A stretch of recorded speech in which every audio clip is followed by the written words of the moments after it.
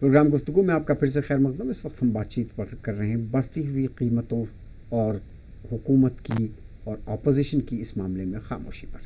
Doctor Dutta, सारी जिम्मेदारी शरद पवार के ऊपर तो नहीं छोड़ी जा सकती? नहीं, बिल्कुल नहीं, बिल्कुल नहीं। गवर्नमेंट पॉलिसी से ज़्यादा इम्पोर्टेंट है। गवर्नमेंट की पॉलिसी और प्राइम मिनिस्टर क्या कर रहे हैं। मैं समझता हूँ कि आगा साहब, मुझे अभी भी याद है, पहले भी एक गुफ्तगू कार्यक्रम पे मैंने उस समय भी मैंने इशारा किया था कि प्राइस राइज ऐसा चीज़ है और इकोनॉमिक इश्यूज ऐसा है जो मतलब कि अबव पॉलिटिक्स होना चाहिए। और अफसोस से कहना पड़ता है कि हमारे देश में इकोनॉमिक इश्यूज को लेकर सबसे ज़्यादा पैटी पॉलिटिकिंग होता है या फिर पैटी पॉलिटिक्स किया जाता है। और मैं मानता हूं कि ये जो इकोनॉमिक जितने सारे चीज़ें हैं वो सब अक्रॉस पार्टी लाइन एक कॉन्सेंसस होना बहुत ज़रूरी है, लेकिन ऐसा कोई कॉन्सेंसस नहीं है। दूसरी बात है कि केवल सेंट्रल गवर्नमेंट अकेला मिलके कंट्रोल नहीं कर सकता है। मान लीजिए प्याज का मामला है जो अभी सबसे बर्निंग इशू है, तो इस पे खाली सेंट्रल गवर्नमेंट की जिम्मेदारी नहीं है, प्रदेश की सरकार की भी उतनी जिम्मेदारी है जितने सारे एसेंशियल कमोडिटीज़ हैं उस पे। और मैं मानता हूं कि उस पे एक यूनिफॉर्मिटी लाना प्राइसिंग सिस्टम में और जो टैक्सिंग का जो सिस्टम है उस पे एक यूनिफॉर्मिटी लाना बहुत आवश्यक है। वो कैसे हो सकता है? केंद्रीय सरकार ने बहुत बार कहा है, तमाम तरह के रिपोर्ट पहले भी पेश हुआ है संसद में, जिस पे सीधा सीधा इशारा किया गया है कि एक यूनिफॉर्म वैट सिस्टम और यूनिफॉर्म सेल्स टैक्स का सिस्टम देश में पूरा लागू होना बहुत आवश्यक है।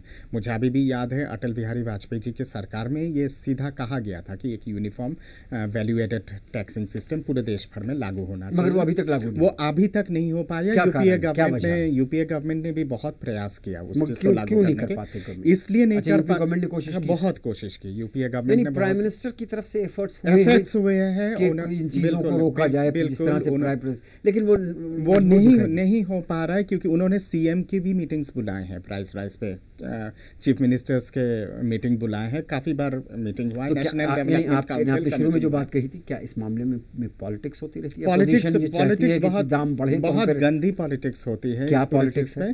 और इस पे मैं मानता हूँ कि प्रदेश की सरकार के एक बहुत बड़ा लॉबी काम करता है फायदा प्रॉफिटेबिलिटी के लिए, और मतलब कि ज़रूरत से ज़्यादा प्रॉफिट कमाने के लिए। एक छोटा सा उदाहरण अगर देंगे, मान लीजिए आप अगर नॉर्थ ईस्ट से अगर फ्रूट्स अगर आप ला रहे हैं, फल अगर ला रहे हैं, से फॉर एग्जांपल आप ऑरेंज इंपोर्ट कर रहे हैं, मेघालय से ऑरेंज ला रहे हैं, दिल्ली के मंडी पे आपको बेचना है वो, तो मेघालय पे अगर 1 किलो ऑरेंजेस अगर 20 रुपीज़ हैं, जब तक वो दिल्ली में आता है वो लगभग 200 रुपये तक हो जाता है। यानी जो उसको लेकर आ रहा है उसको वहां से 20 में लेके चला और दिल्ली मंडी पहुंचते 200 का इतने टैक्सेस देना पड़ता है। हर स्टेट पे अलग अलग टैक्सिंग सिस्टम का रेट है।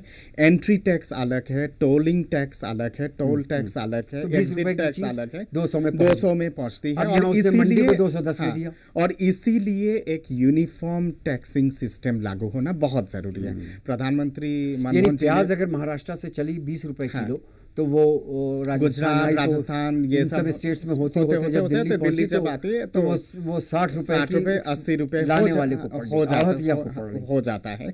मनमोहन जी ने, वाजपेयी जी ने बहुत कोशिश किया इस चीज़ को एक यूनिफॉर्म एक टैक्सिंग सिस्टम लाना, पर प्रदेश की सरकार की यहाँ पे मुनाफा, वो ये कहते हैं कि फिर हमारा टैक्स हमारा जो फायदा है वो कहाँ पे होगा, हम तो नुकसान में आ जाएंगे। सेंटर और स्टेट की ये जो आपस की खींचातानी है टैक्स पर वसूल करने की, क्या ये मुमकिन नहीं है कि इस देश में ये तय हो सके सारी पॉलिटिकल पार्टियां मिलके कि खाने की चीज़ों के ऊपर टैक्स एक तो कम होगा और एक वो यूनिफॉर्म होगा?